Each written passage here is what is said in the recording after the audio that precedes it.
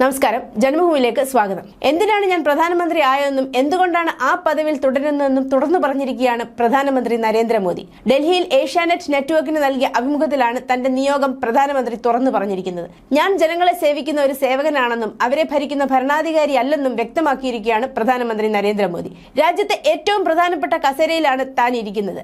എന്നാൽ ഒരുവിധ അധികാരമോ സ്ഥാനമാനങ്ങളോ തനിക്ക് ആസ്വാദ്യകരം അല്ല. ഒരു അധികാരവും തന്നെ മത്തുപിടിപ്പിക്കുന്നില്ല.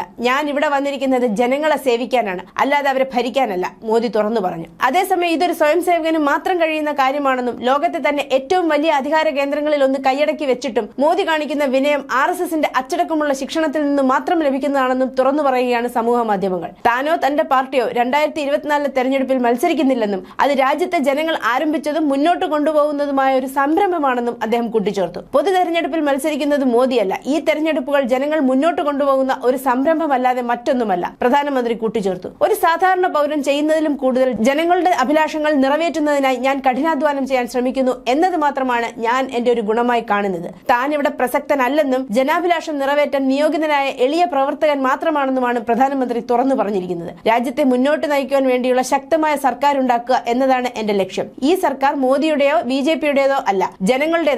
അവരുടെ അഭിലാഷം നിറവേറ്റുക മാത്രമാണ് ഞാനും BJPയും ചെയ്യുന്നത്, അദ്ദേഹം പറഞ്ഞു. ഇന്ത്യയിൽ അസ്ഥിരമായ നിരവധി സർക്കാരുകൾ ലോകം സാക്ഷ്യം വഹിച്ചിട്ടുണ്ട്. അത്തരം സർക്കാരുകൾ രാജ്യത്തിന് ഗുണത്തെക്കാളേറെ ദോഷമാണ് ചെയ്യുന്നത്. ഇന്ത്യയെക്കുറിച്ചുള്ള ലോകത്തിന്റെ വീക്ഷണം ഒന്നിനും കൊള്ളില്ല എന്നായിരുന്നു മുമ്പ്. എന്നിരുന്നാലും കഴിഞ്ഞ 10 വർഷത്തിനിടയിൽ ഒരു സ്ഥിരതയുള്ള സർക്കാരിന് എന്ത് ചെയ്യാനാകുമെന്ന് ജനങ്ങൾ കണ്ടു. നമുക്കിങ്ങനെ പറയാം, 2014 തെരഞ്ഞെടുപ്പ് പ്രതീക്ഷയുടെ തെരഞ്ഞെടുപ്പായിരുന്നു. ജനങ്ങൾ മാറ്റത്തിന്റെ പ്രതീക്ഷയിലാണ് വോട്ട് ചെയ്തത്. ഞാൻ അവർക്ക് നൽകിയ വാഗ്ദാനങ്ങൾ നിറവേറ്റുമെന്ന പ്രതീക്ഷയിലാണ് ഞാൻ അധികാരമേറ്റത്. പക്ഷേ ഞാൻ ഇവിടെ വന്നത് ജനങ്ങളെ ഭരിക്കാനല്ല, മറിച്ച് സേവിക്കാനാണ്. 2014 BJP അധികാരത്തിൽ വന്നത് പ്രതീക്ഷയുടെ കാര്യമാണെങ്കിൽ 2019 വിശ്വാസത്തിന്റേതായിരുന്നു. ജനങ്ങൾ എന്നോടൊപ്പം ഉണ്ടെന്ന വിശ്വാസത്തോടെ ഞങ്ങൾ ശരിയായ ദിശയിലാണ് പോകുന്നതെന്ന് എനിക്ക് ബോധ്യമായി. എന്നാൽ 2024 2 തവണ ജനങ്ങളെ സേവിച്ചതിന്റെ അനുഭവം ഉൾക്കൊണ്ട് ഇത്തവണ ഞങ്ങൾ ജനങ്ങൾക്ക് നൽകുന്ന ഉറപ്പാണ് മോദിയുടെ ഉറപ്പ്, അദ്ദേഹം പറഞ്ഞു. News desk, Janmabhumi.